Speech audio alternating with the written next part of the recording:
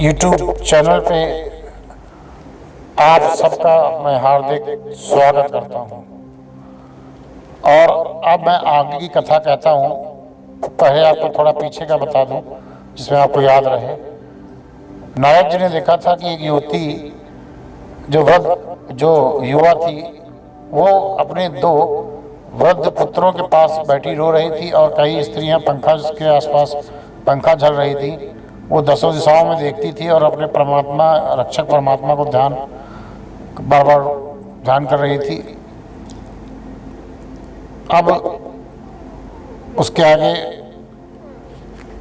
जब युवती ने नारद जी से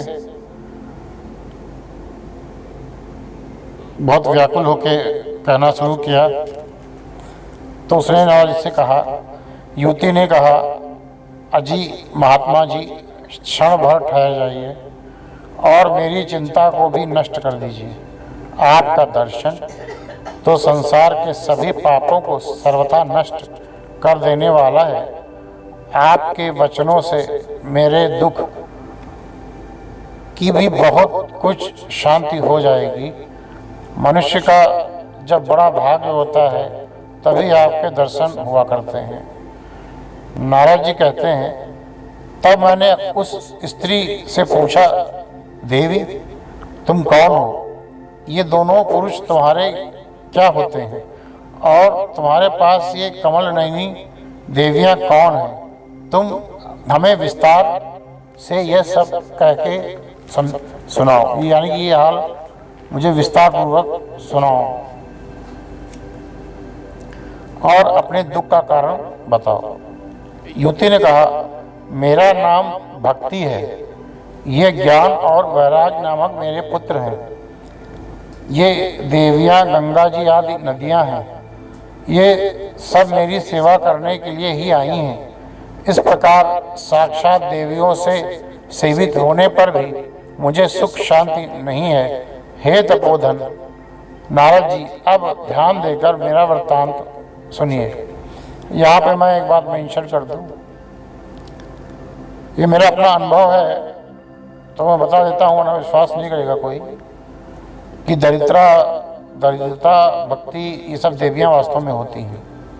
दरिद्रता भक्ति इत्यादि जो ये लिखे हुई हैं देवियाँ ये होती हैं। वैराग्य और ज्ञान ये भी होते हैं। तो ये सब सत्य है, इसलिए इसमें संशय न करिएगा। अब आगे बढ़ते हैं तो युवती कहती, मेरी कथा वैसे तो प्रसिद्ध है, फिर भी आप उसे सुनकर आप मुझे शांति प्रदान करें। मैं द्रविड़ देश में उत्पन्न हुई, कर्नाटक में बढ़ी, कहीं कहीं महाराष्ट्र में सम्मानित हुई, किंतु गुजरात में मुझको बुढ़ापे ने आ घेरा। वहाँ घोर कलयुग के प्रभाव से पाखंडियों ने मुझे अंग भंग कर दिया। चिरकाल तक यह दशा रहने के कारण मैं अपने पुत्रों के साथ साथ निस्तेज और दुर्बल हो गई।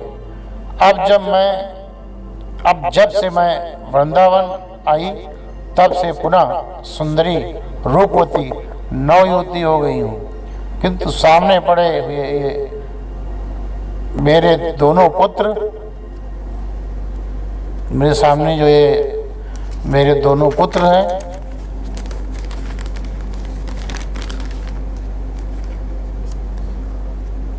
ये थके मांदे और दुखी हो रहे हैं। अब मैं ये स्थान छोड़कर अन्यत्र जाना चाहती हूँ। ये दोनों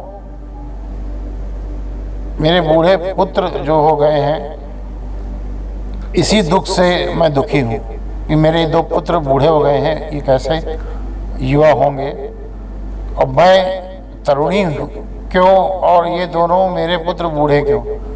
हम तीनों साथ साथ रहने वाले हैं, फिर यह विपरीतता क्यों? होना तो ये चाहिए कि माता बूढ़ी है और पुत्र तरुण यानी जवान होना चाहिए। इसी से मैं आश्चर्यचकित चित्त से इस अवस्था पर शोक करती रहती हूँ। आप परम बुद्धिमान एवं योग निधि हैं। इसका क्या कारण है? इसका क्या कारण हो सकता है बताइए। नारद जी ने कहा, साध्वी, मैं अपने हृदय में ज्ञान दृष्टि से तुम्हारे संपूर्ण दुखों का कारण देखता हूँ। तुम्हें विषाद अर्थात शोक नहीं करना चाहिए। श्री हरि तुम्हारा कल्याण करेंगे। सूत जी कहते हैं, मुनिवर नारद जी ने एक क्षण में ही उसका कारण जानकर कहा। नारद जी ने कहा, देवी सावधान होकर सुनो, यह दारुण कलयुग है, यानी कि घोर कलयुग है, भीषण कलयुग है, या आप कुछ भी कह सकते हैं। दारुण का अर्थ भीषण भी और घोर भी। कलयुग है, घोर कलयुग है। इसी से इस संसार में सदाचार, योग मार्ग,